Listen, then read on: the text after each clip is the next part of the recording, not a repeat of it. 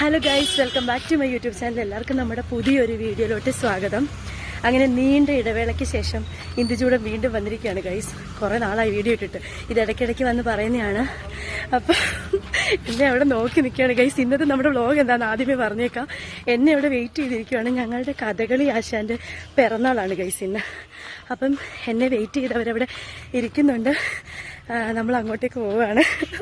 അവരവിടെ അമ്പലത്തിൻ്റെ ഞങ്ങളുടെ കഥകളി നടക്കുന്നതിൻ്റെ ഞങ്ങൾ പഠിക്കുന്ന റൂമിൻ്റെ വാതിലിൽ എന്നെ വെയിറ്റ് ചെയ്ത് നിൽക്കുകയാണ്. ഞാൻ എന്നും ഒരു ലേറ്റ് കമറാണ് ഗൈസ്. എന്ത് ചെയ്യാനാണ്, എന്നും താമസിച്ചാണ് ഞാൻ വരുന്നത്. എന്നെ നോക്കി അതുങ്ങൾ അവിടെ നിൽപ്പുണ്ട്. അപ്പം നമുക്ക് ഇന്നത്തെ വ്ളോഗിലേക്ക് പോകാം. കൂടുതൽ ചടങ്ങുകളൊന്നുമില്ല, നമുക്ക് നേരെ വ്ളോഗിലേക്ക് പോകാം ഗൈസ്. നമ്മളങ്ങനെ നമ്മുടെ കഥകളി ക്ലാസ്സിൽ എത്തിയിരിക്കുകയാണ് ഗൈസ്. ഇവരാണ് എന്നെ അവിടെ വായി നോക്കി ആ വാതിലിൽ നിന്ന് ഞങ്ങളുടെ ആശാന്റെ പിറന്നാൾ ഇന്ന് സെലിബ്രേറ്റ് ചെയ്യാൻ പോകണ ഗൈസ്. സാറുണ്ട്. ഞാൻ വീഡിയോസിൽ ബാക്കി ഇങ്ങനെ കാണിച്ചു തരാം. എനിക്ക് എല്ലാവരെയും കൂടെ ബാക്കിൽ കാണിച്ചു തരാം. അപ്പം ഞങ്ങൾ ഇന്ന് ഞങ്ങളുടെ ക്ലാസ് ഒന്നും സ്റ്റാർട്ട് ചെയ്തിട്ടില്ല. ഞാനുണ്ടല്ലോ, ഈ ഒരു സാധനമാണ് ഞങ്ങളുടെ ഇതിനകത്തിലെ ഏറ്റവും വലിയ സാധനം.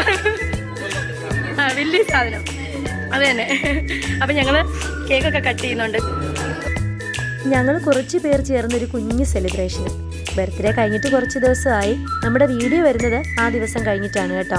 ഒരു ചെറിയ കേക്കും കുറച്ച് മിഠായും ലഡുവും ജിലേബിയും ഒക്കെ ആയി ആകെ ഒരു മധുരമയമായിരുന്നു. ഓരോ ചെറിയ ആഘോഷവും നമ്മുടെ സന്തോഷമാണല്ലോ.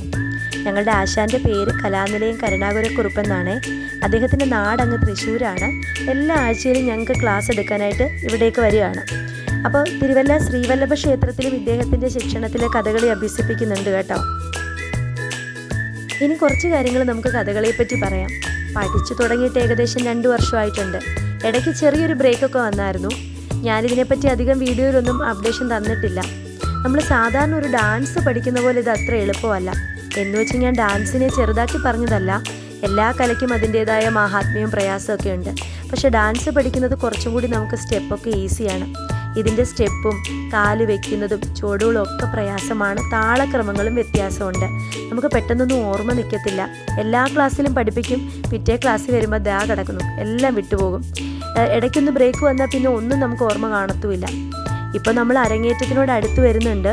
ഏകദേശം പുറപ്പാട് കംപ്ലീറ്റ് ആയിട്ടുണ്ട്. വേഷമൊക്കെ നിശ്ചയിച്ചിട്ടുണ്ട്. നമുക്ക് അരങ്ങേറ്റത്തിന് വേണ്ടി ഒരു കഥ പഠിപ്പിച്ച് അതിൻ്റെ വേഷമൊക്കെ തീരുമാനിച്ചിട്ടുണ്ട്. പക്ഷേ പഠിത്തം നമുക്കങ്ങനെ പെർഫെക്റ്റ് ആയോ എന്ന് ചോദിച്ചാൽ അങ്ങനെയൊന്നും പറയാറായിട്ടില്ല. സത്യം പറഞ്ഞാൽ കുറഞ്ഞതൊരു 10-15 വർഷമെങ്കിലും എടുക്കും ഈ ഒരു കല നല്ല ഫ്ലൂവൻ്റ് ആയിട്ട് ചെയ്യാനെ കൊണ്ട്. ഭാവങ്ങളും രസങ്ങളും ഒക്കെ ഭംഗിയായി വരുത്താൻ ടൈം എടുക്കും. പക്ഷേ നമ്മുടെ ആഗ്രഹം എന്ന് പറയുന്നൊരു കാര്യം തീവ്രമാണല്ലോ. നിങ്ങൾ കേട്ടിട്ടില്ലേ, ആഗ്രഹം തീവ്രമാണെങ്കിൽ നമുക്ക് ആഗ്രഹിക്കുന്ന അത്രയും എത്തിയില്ലെങ്കിലും ഒരു പടിയെങ്കിലും എത്തിക്കാൻ പറ്റുമെന്ന് നമ്മൾ കേട്ടിട്ടില്ലേ.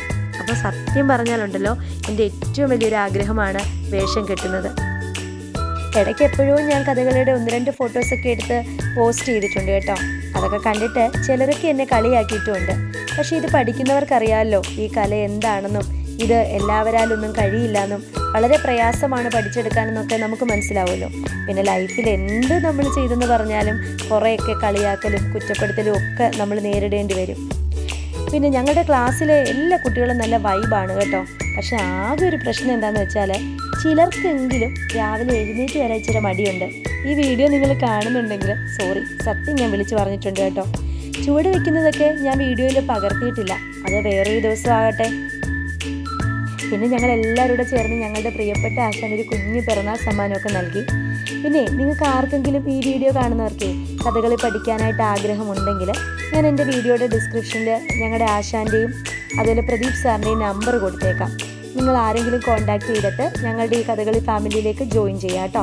അപ്പോൾ അത്രയൊക്കെ ഉള്ളൂ. ബാക്കി അടുത്ത വീഡിയോയിൽ കാണാം. ബൈ.